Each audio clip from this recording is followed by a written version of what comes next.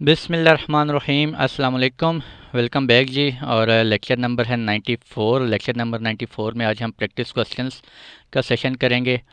और चलते हैं जी फर्स्ट क्वेश्चन की तरफ। क्या कहता है, in AWS which security aspects are the customer's responsibility.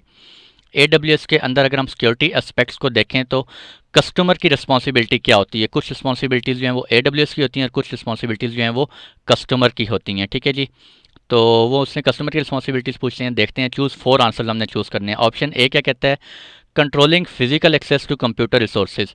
AWS के ऊपर हमें कंप्यूटर रिसोर्सेज की हमें फिजिकल एक्सेस अवेलेबल नहीं होती। फिजिकल एक्सेस किसके पास होती है, AWS के पास होती है। ठीक है जी। तो दिस ऑप्शन इज रॉन्ग। ठीक है, ये किसकी रिस्पॉन्सिबिलिटी होती है, AWS की। हमने कस्टमर की बतानी है। Patch management on the EC2 instances operating system, true. ठीक है जी, पैच मैनेजमेंट हमने खुद करनी होती है। इंक्रिप्शन ऑफ EBS वॉल्यूम्स, हाँ जी बिल्कुल, वो कस्टमर ने खुद करनी होती है। वो चाहे जिस वॉल्यूम को इंक्रिप्ट करना चाहे कर सकता है। Life cycle management of IAM credentials, बिल्कुल जी, ये भी कस्टमर की रिस्पॉन्सिबिलिटी होती है। कस्टमर चाहे तो लाइफ साइकिल मैनेजमेंट जो है वो कन्फिगर करे, चाहे तो ना कन्फिगर करे। ठीक है जी। डी कमिशनिंग स्टोरेज डिवाइसेस की हमारे पास एक्सेस नहीं होती।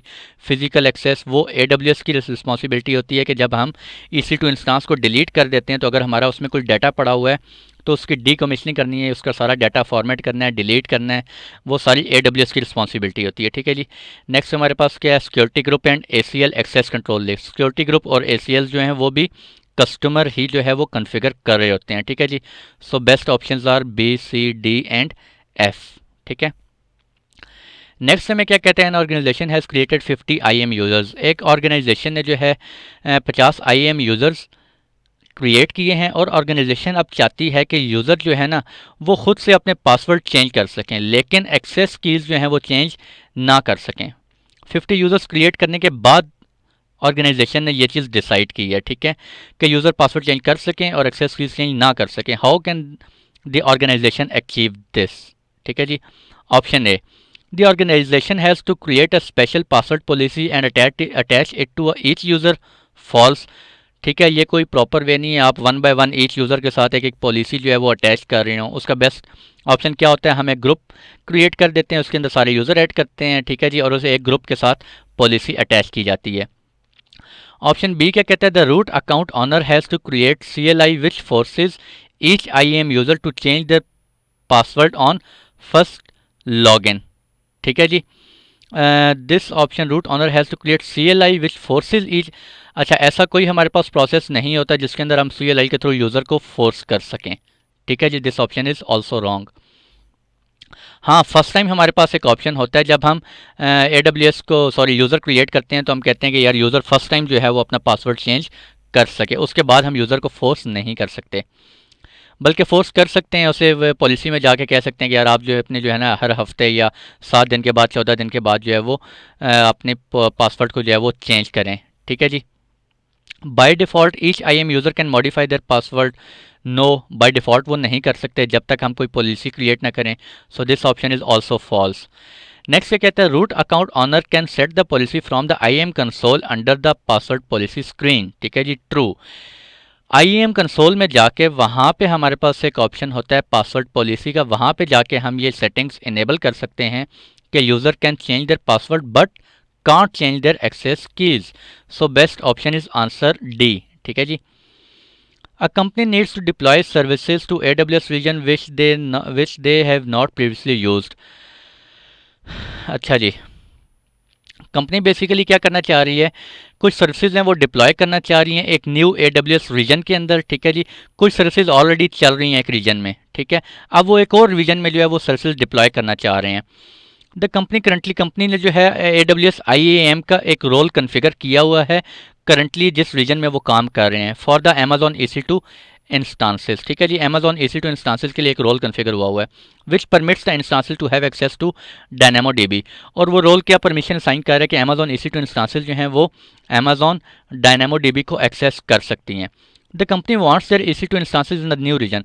अब कंपनी वही EC2 इंस्टांसेस जो है वो किसी और रीजन में डिप्लॉय करना चाह रही है to have the with same privileges, कि उसको सेम प्रिविलेजेस हों कि उस रीजन में भी EC2 इंस्टांसेस को जो है वो रोल परमिशन मिले कि वो DynamoDB को एक्सेस कर सकें। ठीक है जी, तो how should the company achieve this, company इस सेटिंग्स को कैसे एक्वायर करेगी। ठीक है, option A create a new IAM role, क्या एक नया IAM रोल क्रिएट किया जाएगा। False.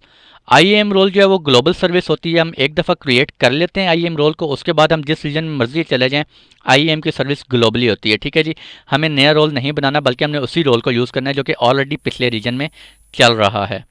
Assign the existing IAM role to the Amazon EC2 instances in the new region. Perfect. ठीक है जी, जो एग्जिस्टिंग IAM रोल है हमारे पास, उसी को हम क्या कर देंगे, अटैच कर देंगे जो न्यू रीजन में हम Amazon EC2 इंस्टांस हमने लॉन्च किया है। Copy the IAM role and associated policies, IAM role को हम कॉपी नहीं कर सकते। ठीक है जी, ग्लोबल सर्विस है, एक रीजन से दूसरे रीजन में हम शिफ्ट नहीं कर सकते। नेक्स्ट ऑप्शन क्या कहता है, create an AMI of the instance and copy to the desired region using the AMI copy feature. AMI को कॉपी करने से उसके साथ रोल जो है वो कॉपी नहीं होता। ठीक है, so this option is also wrong, so best option is option B. Next question में क्या कहते हैं जी, which of the following items are required to allow an application deployed on EC2 instance to write data to a DynamoDB table, assume no security keys are allowed to be stored on the EC2 instance. ठीक है जी, obviously ये कोई recommended वे भी नहीं है कि आप security keys जो हैं वो EC2 इंस्टांस के अंदर लॉन्च कर दें। मैंने आप लोगों को काफ़ी दफ़ा बता चुका हूँ, EC2 इंस्टांस को जब भी हमने एक्सेस देनी है कि वो S3 को एक्सेस कर सके या DynamoDB डेटाबेस को एक्सेस कर लेगे करना चाहे, तो उसका बेस्ट ऑप्शन क्या होता है कि हम IAM रोल क्रिएट करते हैं और उसको उस EC2 इंस्टांस के साथ जो है वो अटैच कर देते हैं। ठीक है जी, तो हमने क्या करना है इस क्वेश्चन में, choose two answers. Create an IAM role that allows write access to DynamoDB table. ठीक है जी, बिल्कुल ठीक है। एक हम रोल क्रिएट करेंगे। ठीक है, सेकंड ऑप्शन क्या कहता है, add an IAM role to a running EC2 instance. बिल्कुल ठीक है, उस रोल को हम क्या करेंगे, EC2 इंस्टांस के साथ अटैच कर देंगे। थर्ड ऑप्शन क्या कहता है, create an IAM user that allows write access to DynamoDB table. Wrong. ठीक है, IAM यूज़र तो AWS मैनेजमेंट कंसोल को एक्सेस करने के लिए होता है, ना कि हम उसको परमिशन दे रहे हो कि वो तो बल्कि DynamoDB में राइट तो कर सकेगा, लेकिन EC2 को हमने तो परमिशन देनी है ना। ठीक है, तो हम IAM यूज़र को EC2 के साथ अटैच नहीं कर सकते। Add an IAM user to a running EC2 instance, false. User को हम ऐड नहीं कर सकते, हम IAM रोल को ऐड करते होते हैं। So best options are option A and B.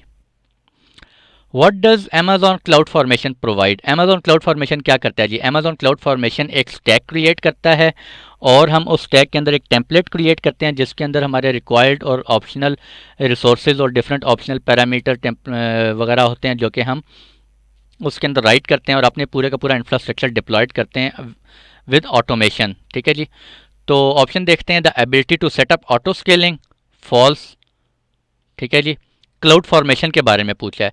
A templated resource creation for AWS services. ठीक है, परफेक्ट। एक टेम्पलेट रिसोर्स होता है जो कि क्रिएट करता है Amazon वेब सर्विसेज को। ठीक है जी, ऑप्शन ए भी ठीक है कि हम ऑटो स्केलिंग कर सकते हैं for Amazon EC2 instances cloud formation के अंदर, लेकिन अभी हमने उसने ऑटो स्केलिंग का नहीं पूछा, उसने ओवरऑल क्लाउड फॉर्मेशन का पूछा है। ठीक है जी, a template to map network resources for Amazon web services, network resources को भी हम मैप कर सकते हैं, लेकिन अभी हम इस वक्त सिर्फ क्लाउड फॉर्मेशन की बात कर रहे हैं। So this option is also wrong, और डी जो है वो भी रॉन्ग, क्योंकि B is the best option. A user is planning to use AWS CloudFormation for his automatic deployment requirements. ठीक है जी, which of the below mentioned components are required as a part of a template? तो template के अंदर क्या चीज़ require होती है, parameter, output, template और resources.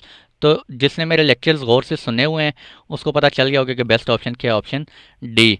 Rest of the options are optional, ये ऑप्शनल होते हैं।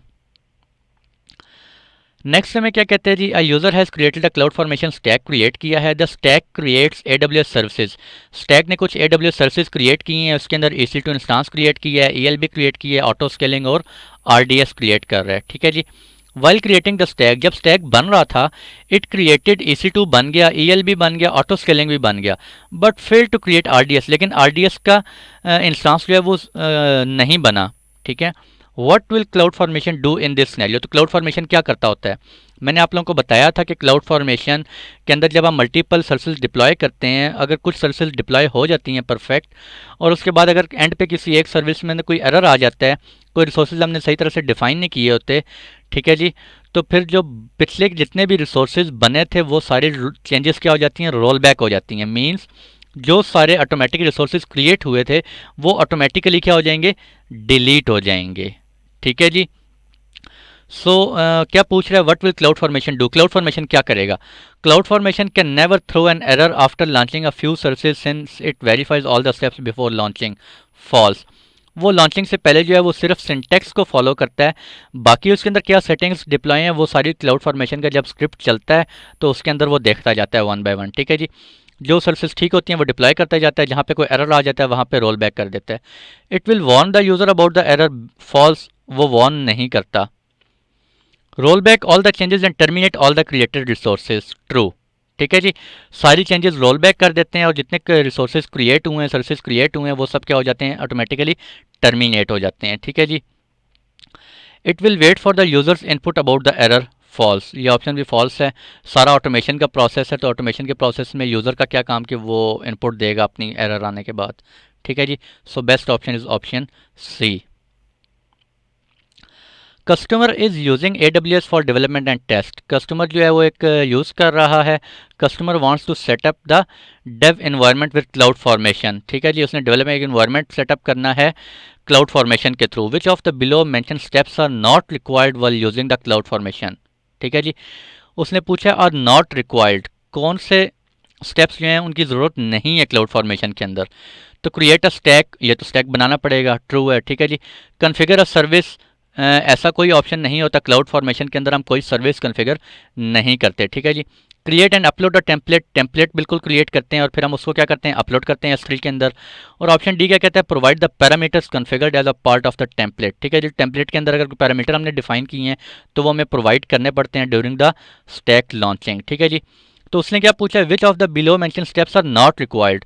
तो कौन सा ऑप्शन होगा, option B, this is not required. So best option is option B.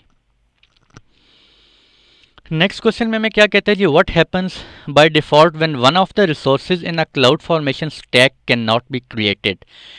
अगर कोई एक रिसोर्सेज के अंदर, स्टैक के अंदर कोई एक रिसोर्स का क्रिएट नहीं होता तो बाय डिफ़ॉल्ट क्या होता है। बाय डिफ़ॉल्ट क्या होता है, मैंने आप लोगों को काफ़ी दफ़ा बताया था क्लाउड फॉर्मेशन के अंदर के रोल बैक चेंजेस जो हैं वो अकर होती हैं। ठीक है जी। तो यहाँ पे किधर है option, previously created resources are kept but the stack creation terminates false. ठीक है, कोई स्टैक नहीं केप्ट होते, रखे जाते, वो भी डिलीट हो जाते हैं। Previously created resources are deleted and the stack creation terminates. ठीक है जी। तो this is the best option. Stack creation continues and the final result indicate which steps failed. False. ठीक है जी। ऐसा कुछ नहीं होता कि आधे रिसोर्सेज क्रिएट हो जाएं और आधे रिसोर्सेज में एरर आ जाए। Cloud formation templates are pass in advance और stack creation is guaranteed to succeed. ठीक है जी। कोई गारंटी नहीं होती, हो सकता है हमने कोई रिसोर्स जो है वो गलत डिफाइन कर दिया हो। ठीक है जी। तो best option is option B और डेट्स इट। और ये lecture number I think lecture 94 था कि मुझे भी भूल गया कि 95 था, पता नहीं, let me check. Lecture number 94 था। ठीक है जी। और आने वाले जो कुछ लेक्चर हैं वो भी अगले 4-5 लेक्चर जो हैं वो हमारे प्रैक्टिस क्वेश्चन से रिलेटेड ही होंगे ताकि आप लोगों की कुछ प्रैक्टिस हो जाए। और उसके बाद फिर देखते हैं इंशाल्लाह। तो आज के लिए इतना ही रखते हैं और मिलते हैं इंशाल्लाह आप लोगों से नेक्स्ट लेक्चर में। तब तक के लिए खुश रहें, दुआ में ज़रूर याद रखिएगा। अल्लाह हाफिज़।